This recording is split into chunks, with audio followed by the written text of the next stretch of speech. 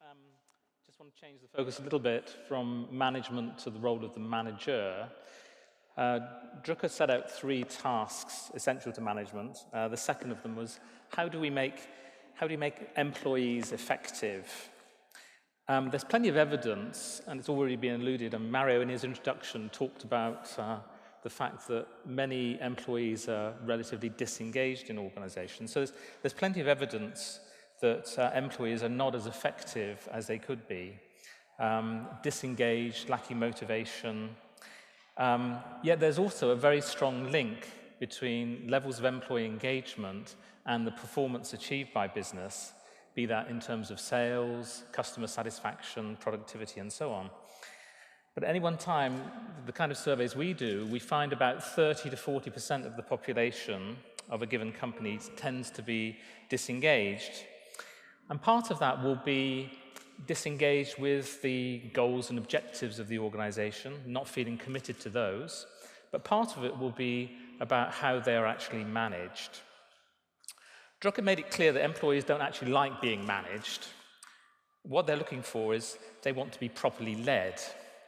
So over the last couple of years, a colleague of mine, Tom Davenport, and I have been looking at that question of what does it mean to be properly led? What are employees looking for exactly from their managers? The answer, it turns out, was already identified a couple of thousand years ago by the Chinese philosopher Lao Tzu, who said, to lead people, walk behind them. That became the leitmotif of the book that we wrote called Manager Redefined, where we outlined the role for managers and supervisors in developing their capacity to manage off-stage.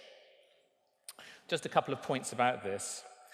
In our approach then, the key role of the manager, the key objective of the manager's role is to create an environment which motivates and fosters employee engagement. Okay, so it's very different from perhaps the way the manager's role has classically been looked at. Yet previously, providing an environment where employees can exercise their strengths, feel nurtured and coached rather than micromanaged, where they have the opportunity to contribute to the goals of the organization, not because they have to, but because they want to. That's the kind of situation we want to achieve. So just a couple of comments about that. This requires managers to avoid the cookie-cutter approach to managing employees, which has them following the same trajectory with the same competencies, as though all employees come to the party with the same skills, the same strengths, the same expectations. Clearly they don't. Customizing jobs, customizing tasks is the way to foster engagement while still meeting strategic goals. So this can create what psychologists call greater self-efficacy, which is central to employee motivation. The same applies to the way in which people are rewarded. It's not been recognized that money is a very poor source of motivation, at least in established organizations.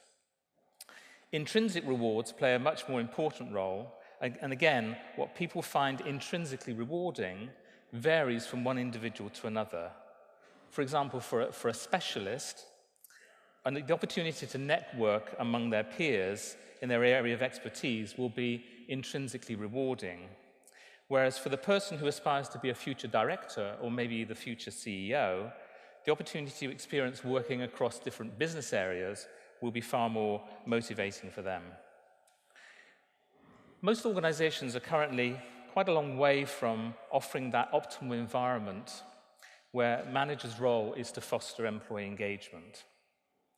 By focusing managers on technical expertise and production, they create an environment where the manager's role is purposely constrained.